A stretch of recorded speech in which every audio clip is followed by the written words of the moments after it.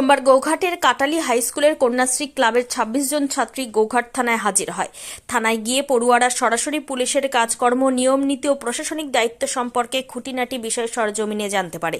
এই উপলক্ষে পুলিশের পক্ষ থেকে ছাত্রীদের সঙ্গে এক আন্তরিক আলোচনা সভার আয়োজন করা হয়। সেখানে আইন মেনে চলা, ব্যক্তিগত নিরাপত্তা, সাইবার সচেতনতা ও সমাজে পুলিশের ভূমিকা নিয়ে বিস্তারিতভাবে আলোচনা করেন পুলিশ আধিকারিকরা। প্রশ্নোত্তর পর্বে ছাত্রীদের বিভিন্ন কৌতূহলের উত্তরও দেন তারা। এই উদ্যোগের মাধ্যমে পড়ুয়াদের মধ্যে আইন সম্পর্কে সচেতনতা বৃদ্ধি পাবে এবং পুলিশ জনগণের মধ্যে সম্পর্ক আরও মজবুত হবে বলে মনে করছেন সংশ্লিষ্টরা। আমরা থানা পরিদর্শনের জন্য এসেছি এবং নানা বিষয়ে জানার জন্য এসেছিলাম। জেনেওছি, ভালো লাগলো এসে অনেক।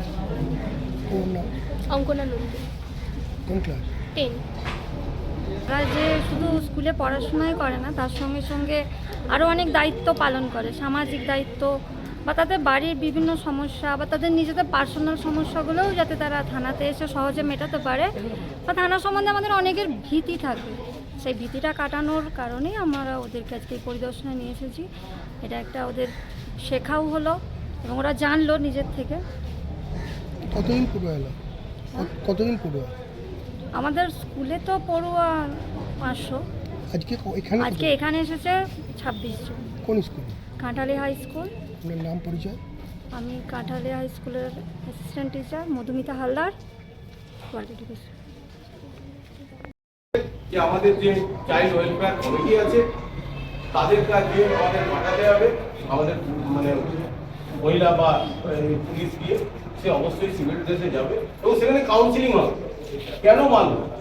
রাগটা তাদের মনের মধ্যে নেই তো, এই রাগটা কোথা থেকে এলো, এই সমস্তগুলো কিন্তু ওরা ওইখানে মূল্যায়ন করবে, বুঝাবে। তার জন্য কিন্তু কাউন্সিলিং এর জন্য ওখানে বোর্ড আছে না, বিজেপি জুভেনাইল জাস্টিস বোর্ড দর্শন করার জন্য এসেছিলাম আর নানা বিষয়ে জানারও ছিল। কি বিষয়? যেমন আমাদের ফোনে সিম কার্ড হারিয়ে গেলে কিভাবে সেটা ফিরে পাবো, তারপরে আমাদের যে রাস্তায় ছেলেরা টোন টিটকারি করলে আমরা কি করতে পারি, যেমন নানান বিষয় আছে সেগুলো আমরা জানি। ফোন হারিয়ে গেলে আমরা কি করতে পারি। কন্যাশ্রী ক্লাব থেকে আসছো? হ্যাঁ কন্যাশ্রী ক্লাব? হ্যাঁ, আমরা কন্যাশ্রী। তোমার নাম? প্রিয়াঙ্কা পাল। কোন ক্লাসে? আমার ক্লাস 9। কোন স্কুল? কাটালি high school.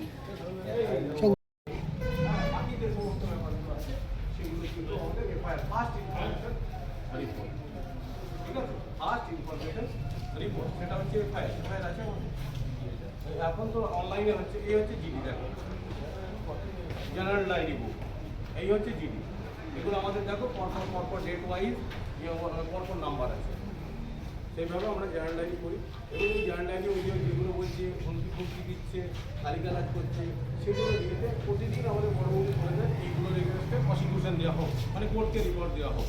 আমরা কোর্টকে রিপোর্ট দিই এবং কোর্ট থেকে নোটিশ আসে বা সমন যেটাকে বলে, এবং সেই যে ডেট থাকবে সেই ডেটের মধ্যে তাকে যে কোর্টে একটা মূল্যাটা দিতে হবে। আমি যা করেছি, ভুল করেছি, আগামী দিনে আর করবো না, ঠিক আছে? যদি এরকম সেম একটা মানে দুটো আরও অপরাধ করে, তাহলে তার বিরুদ্ধে আমরা কিন্তু এফআইআর করতে হবে। আর যদি সে না যায়, যেটা ওখানে গিল্টি পিট করতে হয় যে আমি দোষ করেছি, এবং সেখানে ফাইন নেবো, কিছু ফাইনও সরকারকে দিতে হবে, ঠিক আছে? যদি না যায় সে যে আমি যাবো না, যা হবে না, তখন করবে কি, ওর এগেনস্টে একটা গ্রেপ্তারি পরোয়ানা হবে, ওয়ারেন্ট বেরোবে, আমরা অ্যারেস্ট করে কোর্টে পাঠাবো, তারপরে সে কোর্ট থেকে বেরিয়ে আসবে। তাহলে এই হচ্ছে জিডি, জেনারেল ডায়েরি এবং এফআইআর, ফার্স্ট ইনফরমেশন রিপোর্টের মধ্যে পার্থক্য। ক্লিয়ার? নেক্সট।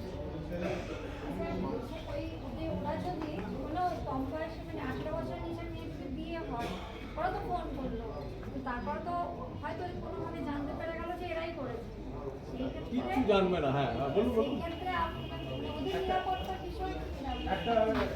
একটা ওই চাইল্ড যে পোস্ট ম্যারেজ বা ইয়ের একটা ইয়ে আছে, তাদের সমস্ত কিছু গোপন রাখা হয়, তাদের সমস্ত কিছু গোপন থাকবে। তারা কোনোদিনই বলবে না যে কে বললো, কোথা থেকে এলো, কোন নাম্বার থেকে এলো, কি বলবে। আমাদেরকে সঙ্গে সঙ্গে এখানে একটা মেসেজ করে, আমি দেখাচ্ছি যদি মেসেজ থেকে আমাদেরকে করবে। আমাদের ডিস্ট্রিক্ট যে